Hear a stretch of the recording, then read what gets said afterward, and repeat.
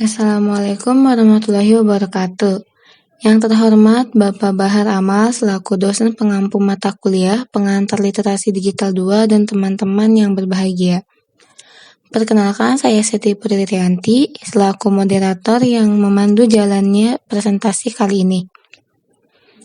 Sebelum masuk ke pembahasan, izinkan saya memperkenalkan anggota kelompok 5 terlebih dahulu. Pertama ada Lendis Astrid dengan NPM belakang 118, Sasi Kirana Prasanti dengan NPM belakang 128, Siti Putri Rianti saya sendiri dengan NPM 132, lalu ada Virgita Caroline dengan NPM belakang 134, dan Vivi Reviani Sukma dengan NPM belakang 135.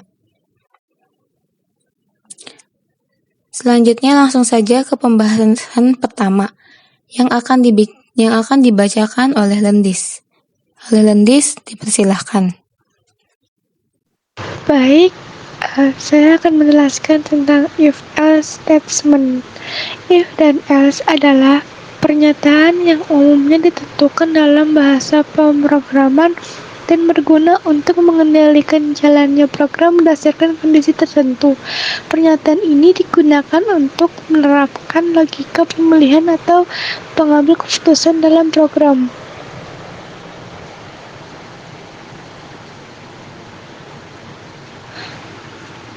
Pernyataan if digunakan untuk menjalankan suatu blok kode jika suatu kondisi atau ekspresi logika bernilai benar atau true.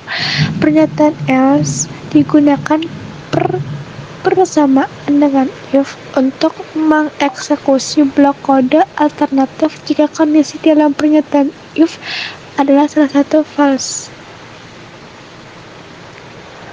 Dan ini gambar ke-1 dapat membuat SIM. Gambar kedua tentang tidak dapat membuat SIM. Program tersebut merupakan pengaplikasian dari program if-else, di mana gambar 1 menyatakan bahwa dapat membuat SIM, sedangkan gambar kedua menyatakan bahwa tidak dapat membuat SIM. Pernyataan bisa atau tidaknya dalam membuat SIM dapat ditentukan oleh umur. Selanjutnya di sini ada gambar flowchart. Yang pertama yaitu dapat membuat SIM.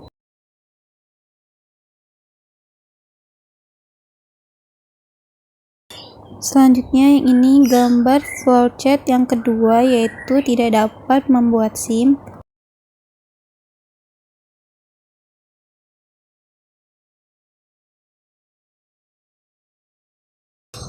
Program tersebut merupakan pengaplikasian flowchart dari program if-else.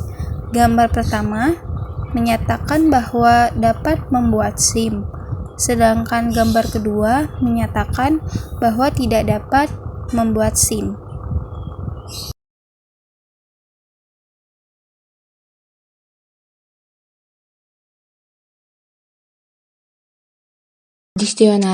Diksionari adalah tipe data pada Python yang berfungsi untuk menyimpan kumpulan data atau nilai dengan pendekatan key value. Tujuan utama penggunaan diksionari adalah untuk menyediakan cara yang efisien dalam memetakan dan mengakses data berdasarkan kunci tertentu.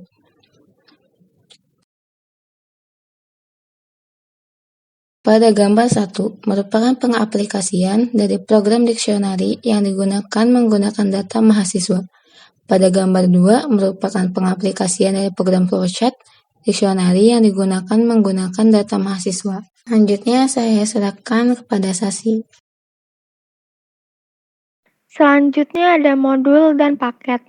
Di Python, modul dan paket adalah dua konsep dasar yang digunakan untuk mengorganisasi kode ke dalam unit yang lebih terstruktur dan mudah dikelola. Modul adalah file Python yang berisi definisi variabel, fungsi, dan kelas yang dapat digunakan dalam skrip Python lainnya.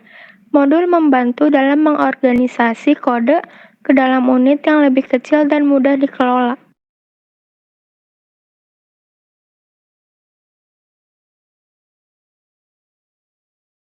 Paket adalah cara untuk mengorganisasi modul-modul Python ke dalam direktori atau folder yang terstruktur.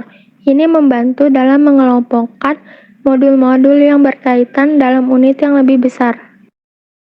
Program tersebut merupakan pengaplikasian dari program paket dan modul untuk menyatakan tanggal dan waktu yang menyesuaikan dengan penginputan program.